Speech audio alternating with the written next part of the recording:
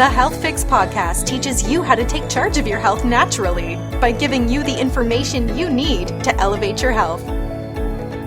Hello there, health junkies. Welcome to another episode of The Health Fix. I'm your host, Dr. Janine Krause.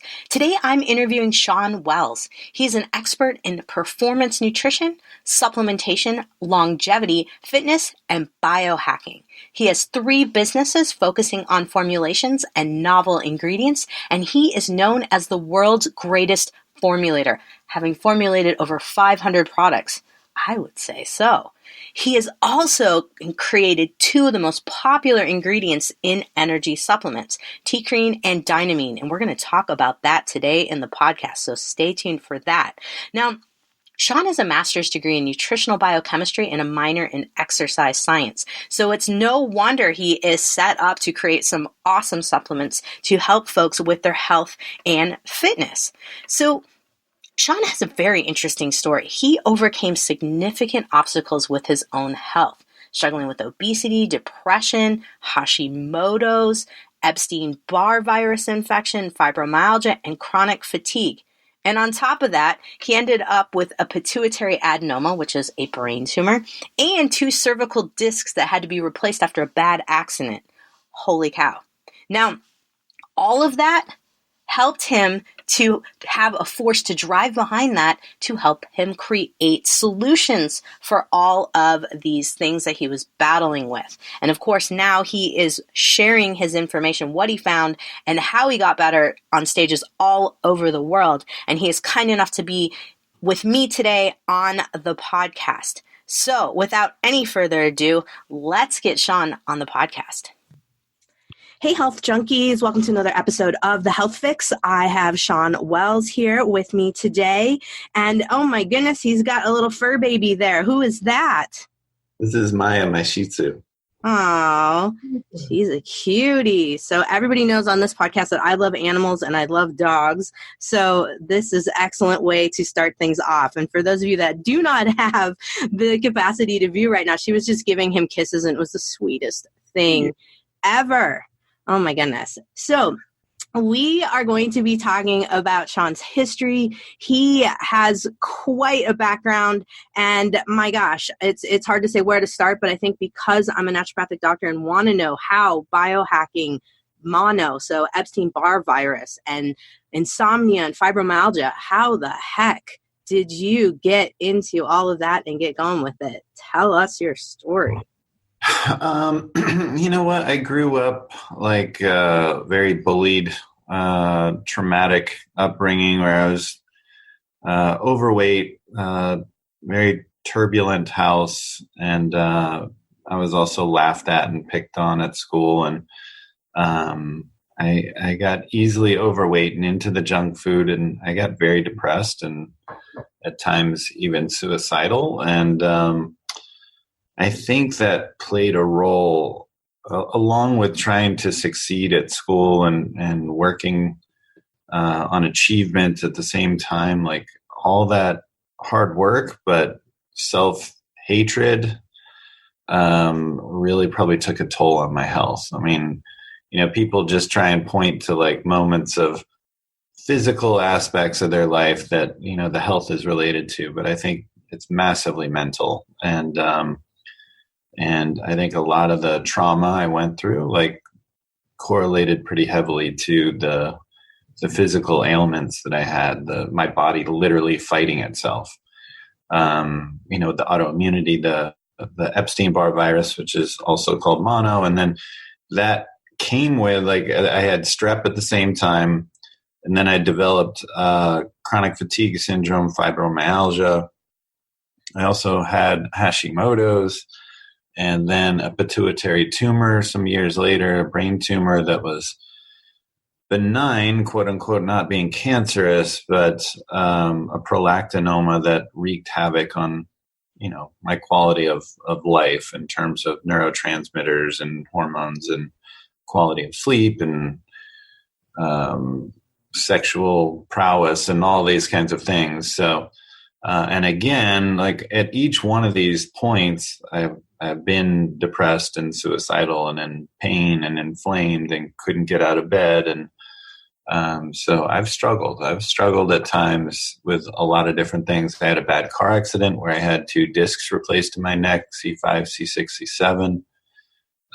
Again, really horrible pain. So I've been through some stuff. I've been obese. I've been anorexic before, where I was like emaciated. Like I've been close to 300 pounds, and I've been under 160, and I'm 6'2", 6'3". So right now I'm about 210, 215, and I work out, and I think I'm in like a pretty happy place, and kind of balanced through it all. So that's what I've been just trying to seek is the balance, and no longer hustle and grind, but hustle and flow. Trying to hit flow states where I'm achieving my purpose, and I have some inner zen, and the self-talk is positive, the affirmations. That's where I'm at. But like a lot of this stuff that I've dug into and I'm sharing is I'm super passionate about, because I've been through hell, and I want to tell you what I've done to try and better myself and fix myself. I mean, and now I realize that I used to think just my broken sucked and I wish I could be everyone else. But now I realize that my broken is my beautiful, and it's what sets me apart. It gave me my purpose. It connects me to people. It's the reason I'm doing all the things I'm doing. It's my passion. So now I'm thankful for all of the hell that I've been through. I have to say that that's a great message for a lot of folks that are in the battle and in the trenches right now, dealing with trying to figure out, why do I feel so crappy? Why am I so depressed? Why am I overweight? And I think you mentioned quite a few different things that I think are huge factors. One, mental health is so huge, and it gets overlooked a lot of times. I have a lot of people that come to me and they're like, Doc, give me the pill. I just want the pill, which we're going to talk about how you are the world's greatest formulator here in a couple seconds. So we want to get into supplementation and things of that nature. But I just, man, mental health cannot be ignored. And I think it's really important that you're tying the traumas in with how things went south for you, because there's so many people out there that just can't seem to put those two together. No matter how much I'm talking, other people are talking. So thank you for saying that and helping us to hone in a little bit more on that. Yeah, we literally hold in trauma in places in our body, like in our, in our jaw that stays clenched, or in our solar plexus that, stays tight, or, like whatever. Like just like when you don't believe someone, you cross your arms and you close down your body, right? Or when you're open to someone and you want to listen to them, your arms are wide open, your hands are up and out. Like you may even put your hands in the air, like when you're winning, and it's because you're open to receive. And, typically we're shutting down, and it manifests in a lot of places in our body. Like, if you get a massage and, they're like, man, you're like super tight here. I think we literally hold trauma in places in our body. And you hear about people doing therapy or taking a plant medicine journey or whatever, and dealing with this past trauma and getting past it, and then feeling not only mentally better, but like less pain, less inflammation. That spot that used to kill me in my shoulder is now gone. Like, and I really think people need to consider going back and finding trauma that's holding you down mentally and health-wise. If you're sick every day mentally, you're not going to be the picture of perfect health. No way. It's just not going to happen, because your body is spending so much energy on those negative thoughts and negative feelings. There's no possible way that you can be in great health. It's 100% true. It's 100% true. So will you enlighten folks who are listening to this a little bit of how you worked through the mental health aspects of things and how you worked through the stuck trauma in the body? Is there certain things, were there certain supplements, were there certain techniques, anything that you have that you can share? I think, the biggest thing for me is just realizing, I think it helps if you do personality typing. Mm-hmm. Like you actually take as many of those tests as possible to try and understand who you are. Even more helpful is if you could get some friends and family to fill them out on you and get their perspective of how you think you are. But understanding yourself and what motivates you is a powerful tool on how to move forward with what your purpose in life is and the things that are lighting you up. I think it's important to make a list. The most important asset you have is energy. And I can get into mitochondrial health and all that, which is super important. But let's just think on a basic level, just energy, not money, not all these other things. It's energy, and you're giving it away all the time. But you have to think about the things that light you up and the things that drain you. And make a list of the things that light you up and make a list of the things that drain you. And you have to chase these things that light you up. And you have to start letting go of and moving away from these things that are draining you. And you will feel better health physically, mentally, spiritually, I promise. Once you start making room for the things that light you up and shedding these things that are draining you, like you'll start manifesting like crazy, like amazing things will start coming into your life. And you're just like, wow, how's all this happening? I mean, one of it is just, it's a matter of room in the container, right? Almost like allostatic load if you want to get super nerdy. But also it's the mentality, the creative mentality of opening up this space and allowing yourself to be heads up, to recognize the opportunities of like, oh, wow, I never noticed this business before. I never noticed this person before. I never noticed that they were hurting. I never noticed that they had these needs. I never asked them about what they do for a living. And then all of a sudden, because you're heads up, because you have a creative mind, because you have this kind of playful, fun energy instead of the grind energy, like all these amazing things are happening in your life. And you're like, wow, like I hit like some inflection point, like where all these crazy things are happening. But it's just because you moved away from things that are draining you and you moved towards things that are lighting you up. That's huge. That's huge. And folks, if you skip through the interview in terms of not the interview, the intro to this interview, then you missed out on how many things that Shawn is involved in. Holy cow. He's got 3 businesses involving formulation. He's writing a book. He's almost done with this book. It's going to come out here soon. So we're going to talk a little bit about that guy known as the Energy Formula. But holy cow, let's dive into this a little bit, because I think a lot of people, when they're sick, they don't feel good.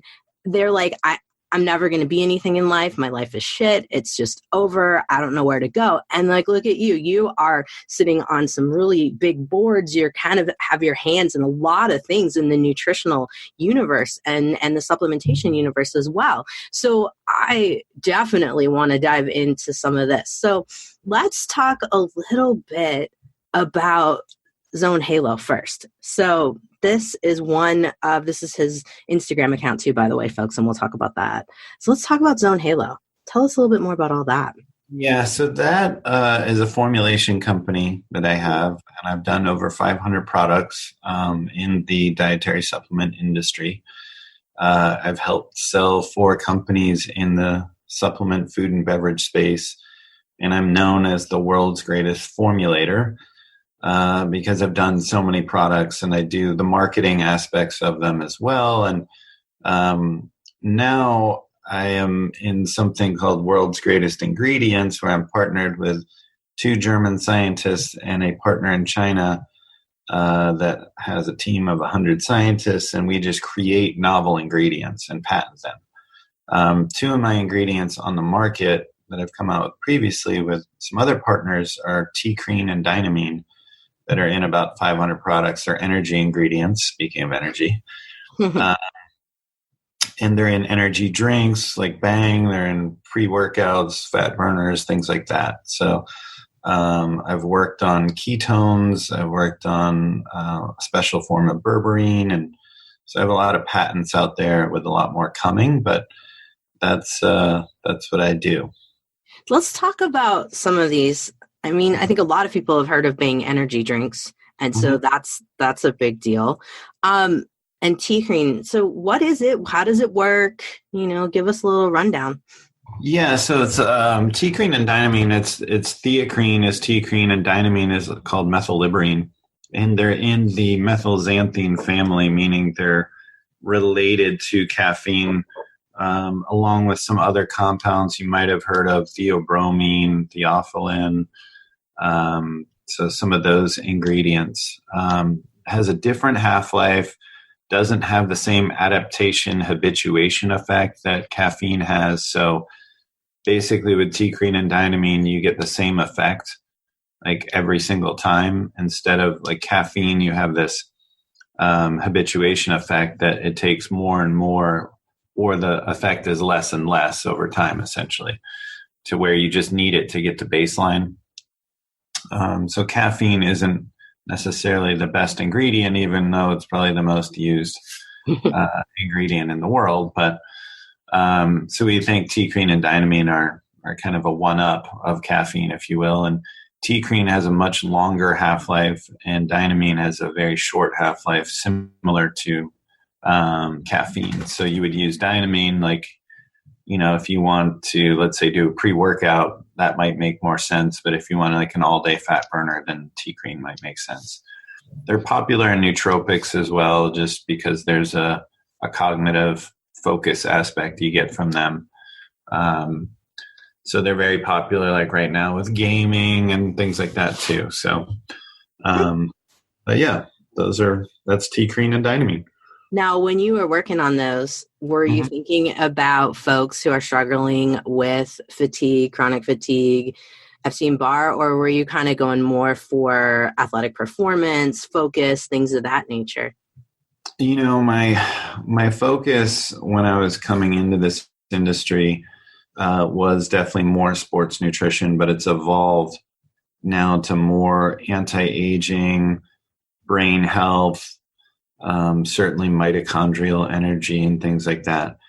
But I will say, like, I formulate and I develop ingredients for me first and foremost. Like, I really develop ingredients I want to use. And yes, I've struggled with energy a lot of my life. And so I've always looked for better solutions on energy.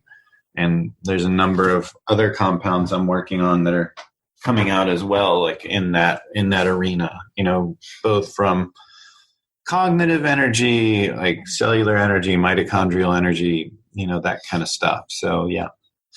Very cool. Very cool. So now we were talking a little bit before we jumped on here about some of the other projects you're involved in. And I've seen a couple of things in terms of adaptogenic herbs, things of that nature. And then you were talking mitochondrial. I'm curious in terms of where you're at right now with adaptogenics, because it seems that, in my practice, they'll get folks to a certain point, but it doesn't seem to be turning things around as fast as I want them to be. And I'm kind of balancing between, do I go towards a peptide like MOTS-c to try to get the adaptogenic effect, or like, where do we go? So what's your thoughts in that department in terms of adaptogenics, and what's the future in your mind? Yeah, I love them. I use ashwagandha, rhodiola are probably my two favorites. They just seem to work really well. Lion's mane is good for cognition, but I think rhodiola and ashwagandha are probably my most favorites. And I think, so the idea of adaptogen is really cool. If you think about throughout history, the most important herbs in each culture are these vaunted adaptogens that have this potent property of normalizing you and working on so many aspects of your body. If you think about, in China, it's ginseng. In India, it's ashwagandha. In South America, it's maca. And, in Russia, it's rhodiola. Like, it's really interesting that, like, when you look through history, like, how important these herbs are in the culture, that they're essentially put atop all other plants because of their powerful normalizing ability. But I would say that it's important with adaptogens for that reason, to kind of cycle through them and not just use them chronically. So I might, at the very least, I would probably cycle through different adaptogens and then come back around. So maybe have like 3 adaptogens in your mix. Like I said, like it could be like maca, lion's mane, ashwagandha, and rhodiola, and just, once a month, maybe switch one out and go to a different one. Because I think they tend to work better that way. Just using an adaptogen forever doesn't seem to work as well. Mm-hmm. No, I have to agree with you. I find in my practice too that I've got to switch things. Plus people's chemistry changes, their body changes, things are changing all the time. And so sometimes I'm like, one day you might need this, the other day you might need that. But cycling is such a genius idea. I love that. Now, speaking of something else that seems to work for a little bit and then changes, and you said you have another level of it, is berberine. Can you tell us a little bit about that? Yeah, so berberine is an amazing compound, very similar to the anti-aging, the most popular anti-aging compound that's called metformin.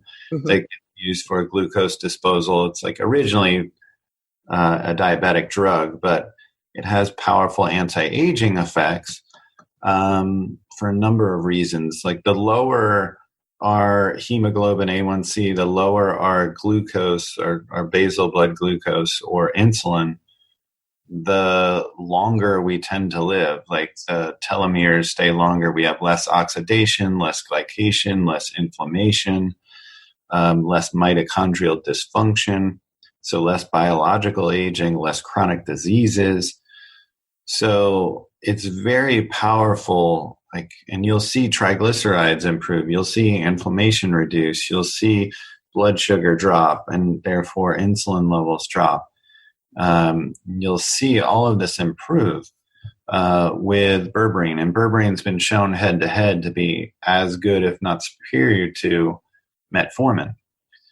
The only problem with berberine is it has some poor bioavailability and some GI distress at times, as does metformin. And so what happens in the gut is you convert berberine into the active form dihydroberberine, and then it actually ends up converting back to berberine again in the plasma. But we can save that bioavailability issue and that conversion issue and the GI distress issue by just giving you the active form dihydroberberine, which is about 6 times more active. And so you can lower the dose from, instead of 500 milligrams 3 times a day, you can use like 100 milligrams 3 times a day or something like that. And it seems to be just as effective, if not more effective, at that dose. That's really cool. I think a lot of people can benefit from that info, because I know a lot of folks who are kind of cranking out the 500 milligrams of the berberines and just not seeing the results that they want. So where would you find the dihydroberberine of yours? Where are you holding it hostage? It's online right now. It's pretty new coming out. We have some patents on it, but it is available. Some companies have already started formulating with it. Not sure if some companies have it out on the market yet, but you can look it up online. It's called Glucovantage. Okay. So Glucovantage is the brand name of the dihydroberberine, and we have some white papers, and there may be 1 or 2. I think the Genius brand on Amazon actually just released a product that has it. Okay. So there are, I think, a few brands, 2 or 3 brands out right now, but there's a lot of interest. We have maybe 20 brands that are playing with it right now, but it's literally brand new. So it's cool. I believe that we need it because, I'm not getting results like I want with berberine for a lot of folks. And the GI stuff, all of it, it's all an issue. Now, you're pretty heavily involved in the keto universe, and berberines and ketos, for me, kind of the whole keto thing and berberine thing goes hand in hand. So tell us a little bit about some of your keto formulations that you've worked with and how that's going right now. Yeah, so berberine, really interesting because as it does suppress blood glucose and improves insulin sensitivity, if you are in a ketogenic state, it will, in and of itself, increase blood ketones. So you'll see BHB levels rise in plasma. So that's cool for any keto dieters out there. But also, when I was originally working on berberine, I did a carbohydrate challenge, and instead of a clinical 75 grams of dextrose for oral glucose tolerance test, I did something that's far more fun as a keto dieter. I had 2 frosted Pop-Tarts and 5 double stuffed Oreos. Oh my God. Yeah. So, how did you not throw up? Yeah. And so I did this with 1 week separation for washout, and I did a blood glucometer where I was looking at it every 30 minutes for 2 hours. And I went from a baseline of like 65, 70 with the carbohydrate challenge to with no berberine to 199 at 2 hours. So not good. And then the following week, when I did it with berberine, I never got above 100. And at 1 hour, I was already going back down. Wow. So when I say this is like potent and it really works, and this is just berberine, not the dihydroberberine, it's pretty crazy. Like if I'm having a quote unquote cheat meal or doing like my cyclical ketogenic diet, I definitely would use berberine. I always use berberine no matter what, even in zero carb situations, because I can, again, increase my ketones just through taking that. And I reduce inflammation by doing that, et cetera, et cetera. So I like berberine all the time, but I definitely throw down on the berberine if I'm doing a cheat meal. And it's crazy because you can like stay in ketosis and have like pretty nutty amounts of carbs. Like it's going to vary from person to person, but I would definitely encourage someone like out there with, especially with a CGM, continual glucose monitor, to experiment and see what I'm saying. Like, cause you can prove it for yourself. Like you can actually show this stuff and it's pretty amazing. So folks out there, CGM, continuous glucose monitor, I've got a few folks with some of the little tabs that they've got on their shoulder where not, or, you know, old school ones as well. But hey, that could be kind of fun. I always wanted to insert one in myself just to see, but I haven't done it yet. Got to get somebody to write me that prescription.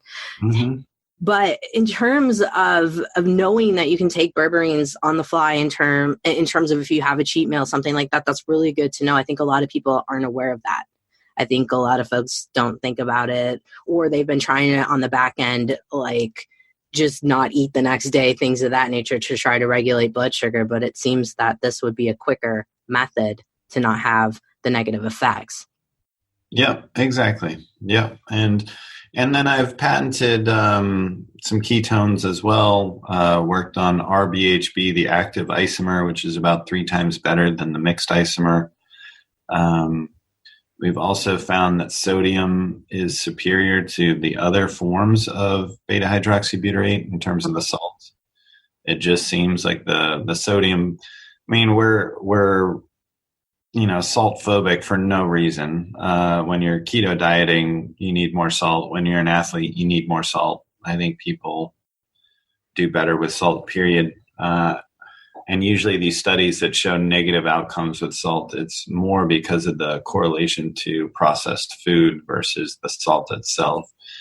And so salt is very ergogenic in terms of athletic performance, but just finding that it's the best of all the minerals in terms of increasing the blood BHB levels. And we're actually finding the safe one, calcium, is the worst. Seems to have like this buffering effect, and it could lead to calcification, honestly, in your arteries. Taking tons of calcium supplements without taking your like D3 and K2 could actually be counterproductive. So some of our old learnings of just take as much calcium as possible may not be ideal. Thanks for mentioning that. Yeah, I think it's a big thing to think about. I've been seeing a lot. I mean, there's a huge connection between blood sugar imbalance and calcium levels going up as well. All of that, I mean, it's huge. It's huge info for folks to be thinking about, because I think the Dairy Council is still pretty strong, telling us to crank out as much calcium as we need. So yeah, folks, keep that in mind. The calcium D3 and the K2, you need the good balance if you're going to be supporting that side of things. Let's jump into mitochondrial stuff. I really want to talk a little bit about that, because when I'm working with folks that have chronic mono, Epstein-Barr virus, EBV, for those of you who are new at all this stuff, that's all the same thing. Those are 3 terms that you can use for that. It seems that I get a lot better results working on mitochondria with folks versus trying to kill viruses over and over again. And some folks get really sick. Did you find that when you were first starting to work on your body, you would get sick at first with certain supplements when you're trying to kill if you didn't support the mitochondria? Oh, man. Yeah, I was in bed for months and months, like in pain, inflamed, with chronic fatigue syndrome, fibromyalgia. It was brutal. When I got Epstein-Barr, I also had strep at the same time. I couldn't eat. I literally dropped out of my master's. It was a mess. Like, I was really hurting for many, many months. And it was actually the eating keto that helped pull me out of that.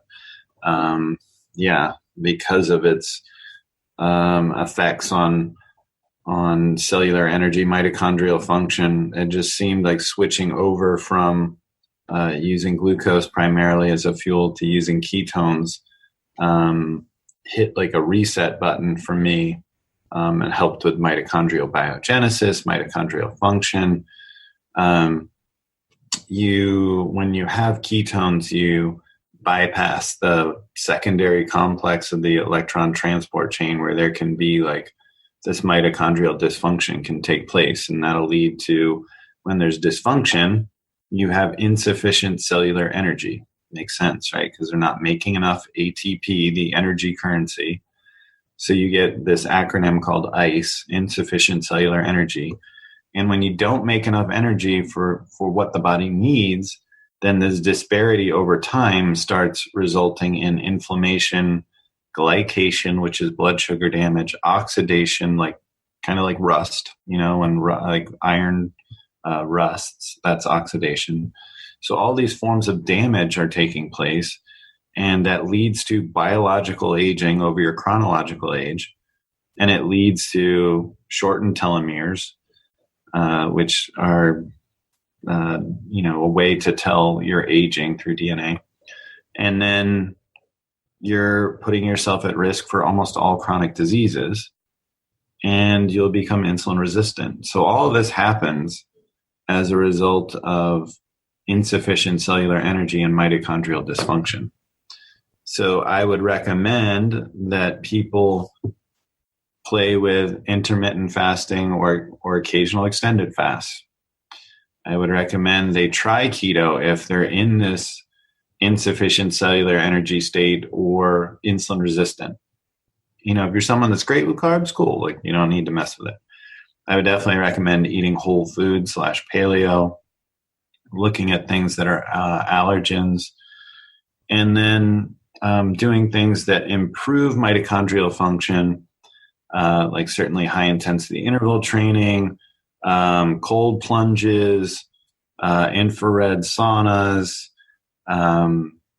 reducing stress, doing like gratitude journaling, meditation, things like that. And then supplements wise, taking PQQ and CoQ10 for the mitochondria. You can take nicotinamide riboside, NR, which is called True Niagen, or NMN, as compounds that can help with increasing the NAD to NADH ratio. And the mitochondria is super nerdy, I know. I love it. I love the heck out of it. So you can do NAD IVs, which is probably the most effective way. But because NAD is niacin based, It's brutal. I can tell you, I've done it. It takes about 4 hours, and you will feel like vomiting for like literally on the edge of vomiting for 4 hours. Like you can play with like how fast it's running, the IV, and like you can literally like play with like just how nauseous you want to feel. Like it's instant, like as you play with it. But you like if you have it run too fast, you also feel the flush, the paresthesis, that like tingle. Mm-hmm. So it's not awesome. I think actually one of the most interesting ways, I don't have data on it, but people seem to like it anecdotally, is NAD intranasal. So these intranasal sprays. Yeah. It's not really compliant per se as a supplement. It's a little gray market. It's a little shadier, but it does seem to work from what the feedback I get from people. Like people consistently say they like it. So I don't have data to show you like here's the performance of the intranasal versus IV versus supplements. So it's a little bit of a crapshoot right now. But I would encourage people to just play around with that idea. What you want to do is increase this NAD to NADH ratio. If you look at the citric acid cycle, the TCA, tricarboxylic acid cycle, Krebs cycle, whatever you want to call it, like it's towards that last stop, like when you're going around the circle towards OAA, that this NAD to NADH happens. And skewing this ratio to more NAD has like an anti-aging, pro-mitochondrial energy effect. Nice. That is palpable. Like, cellular energy means experiential energy. So you literally function more optimally, feel better. So this should be a goal of most people, is to increase NAD pools, like try and figure out how to do that. So that's something that I'm working on currently as well. But that's an ideal thing to work on for anti-aging and for energy. And certainly if you have autoimmune issues, your energy is constantly impaired. Now let's talk about Hashimoto's for a minute, because you had mentioned that. And that's, kind of all this goes together. I see it over and over and over again in my practice, and it is a big conundrum. And yeah, autoimmune, your body's constantly attacking itself. So it's using a lot of its vital energy to attack itself.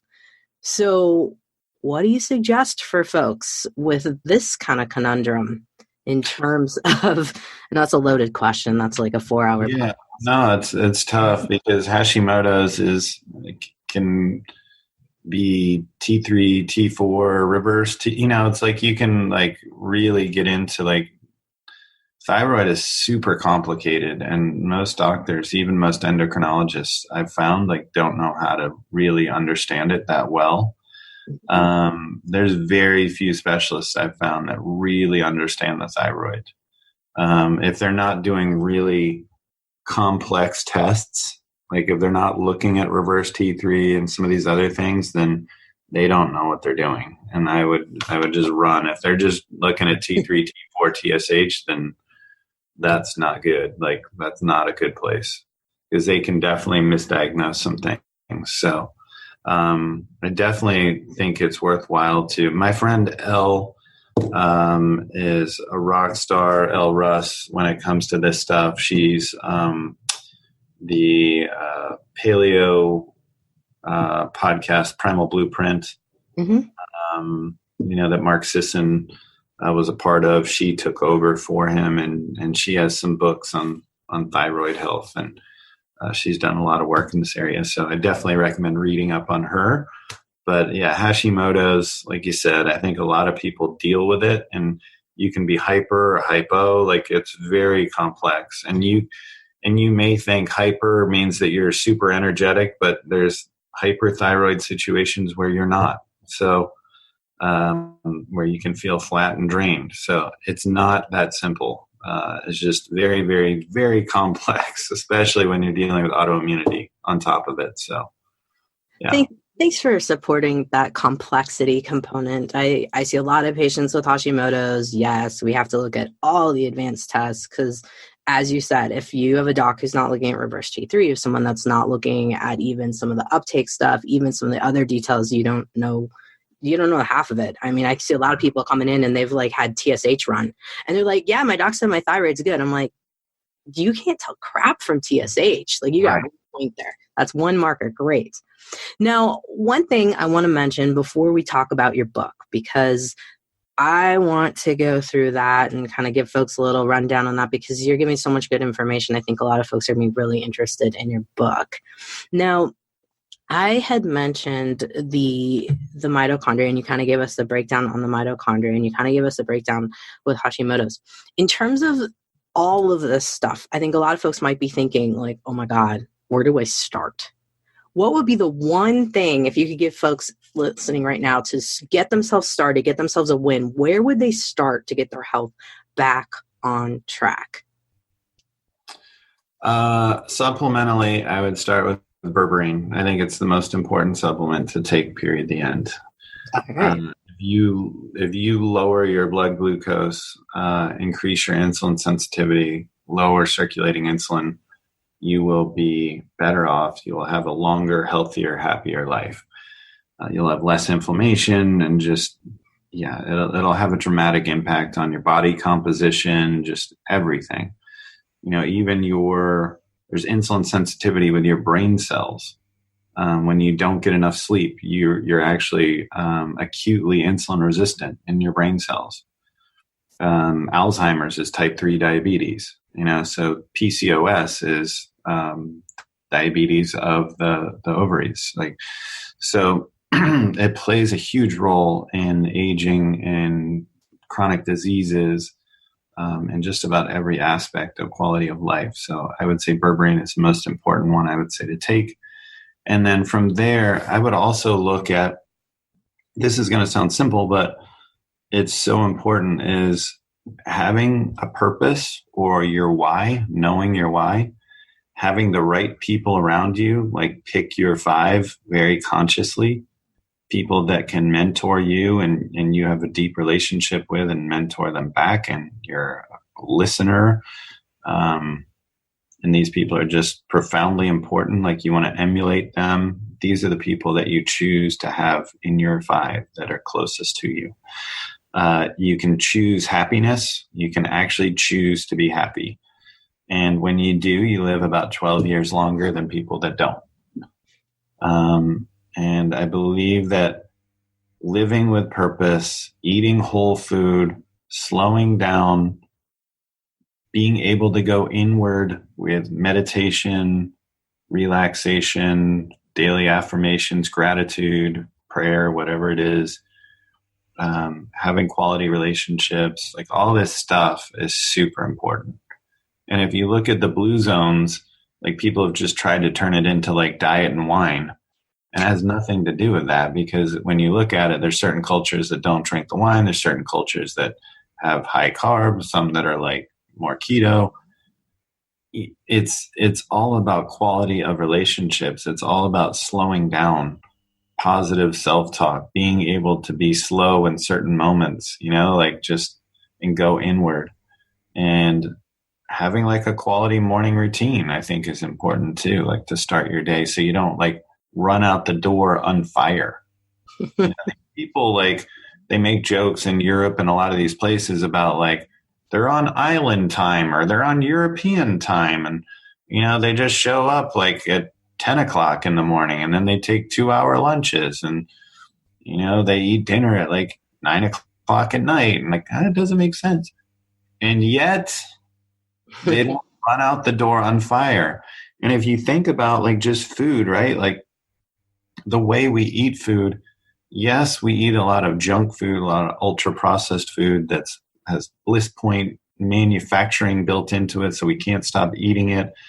There's all these chemicals and it's not healthy, but we're also eating them under stress.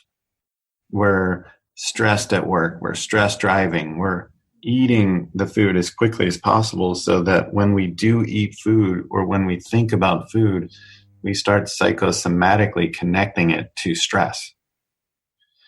In these other cultures, they are eating food very relaxed, talking to each other, eating it over the course of 2-3 hours.